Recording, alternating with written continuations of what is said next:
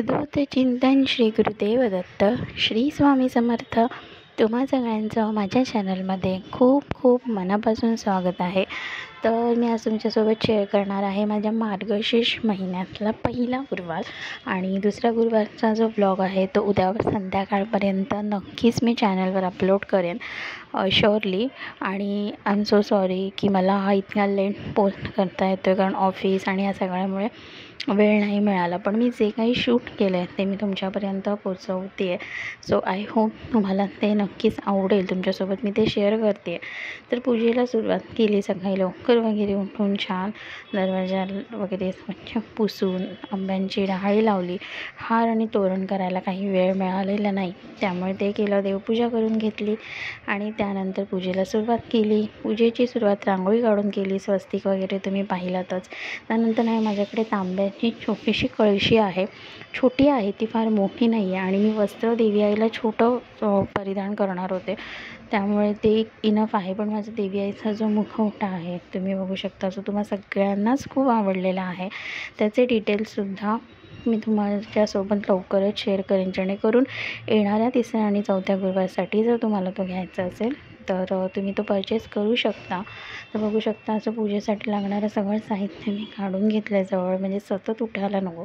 आणि हा इथे वस्त्र, तर मी हे गेल्या वर्षी घेतलेलं होतं, यावर्षी देवी आईसाठी मी अजून तरी कोणतंच वस्त्र नवीन विकत घेतलेलं नाही आहे, कारण माझ्या डोक्यात काही नवीन प्लॅन्स आहेत, पण वेळेअभावी मला ते करता येत नाही आहे। पण जितकं शक्य आहे तितकं मी करण्याचा प्रयत्न करते।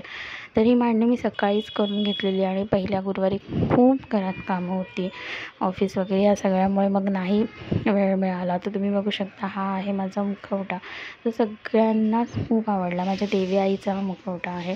मला खूप सारे कमेंट येतात, मी बऱ्याच जणांना ह्याचे डिटेल्स शेअरसुद्धा केलेले आहेत। तुम्हाला हे मुखवटा परचेस करायचा असेल तर माझं इंस्टाग्राम ID आहे मयुरी वर्ल्ड, तर तिथे तुम्ही मला मेसेज करा, तिथे तुम्हाला मी या मुखवट्याचे सगळे डिटेल्स नक्की देईन, म्हणजे जेणेकरून जर तुम्हाला हवं असेल तर तुम्ही तो परचेस करू शकता। तर तुम्ही बघू शकता की मी सांगितल्याप्रमाणे वस्त्र लहान असल्यामुळे मी ते थोडं हाईट देण्याचा प्रयत्न केला, कारण माझी कळशी पण लहान आहे, त्यामुळे चौरंग, त्यावर पाट आणि मग त्यावर पुन्हा छोटा पाट, अशा प्रकारे मी ती मांडणी केलेली आहे।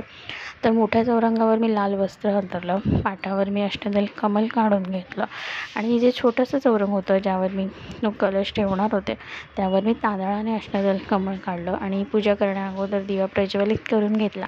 आणि महत्त्वाचं म्हणजे रांगोळी, तर ही रांगोळी अगदी झटपट मी 10 मिनिटात काढलेली आहे।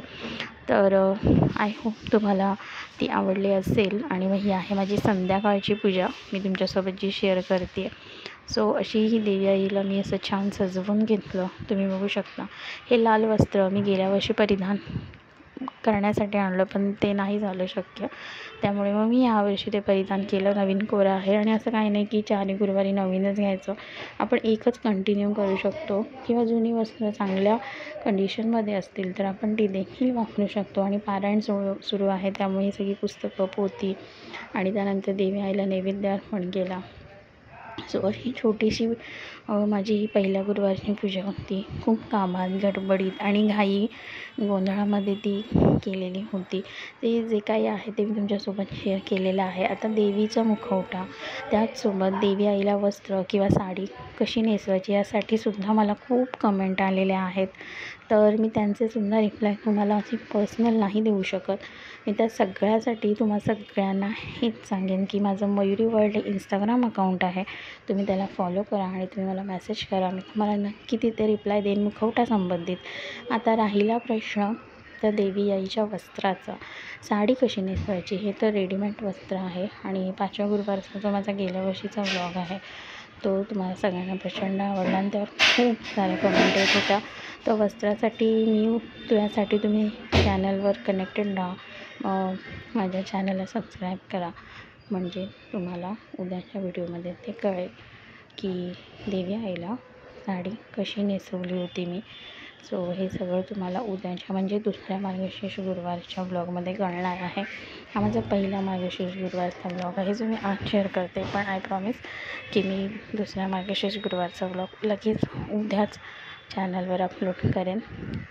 सो बघा देवी आईला कशी सजवलं आणि माझी देवी आई कशी दिसते हे मला कमेंट करून नक्की सांगा.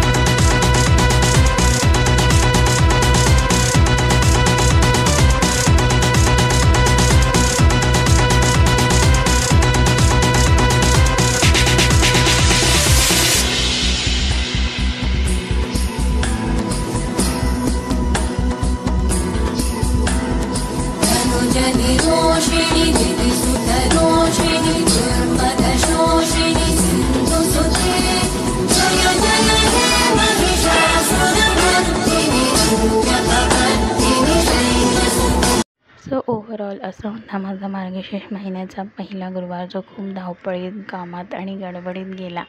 आणि तरीही माझ्या वतीने 100% देण्याचा प्रयत्न केला आहे आणि देवी आईला छान सजवण्याचा प्रयत्न केलेला आहे, कारण मला पर्सनली ते खूप आवडतं.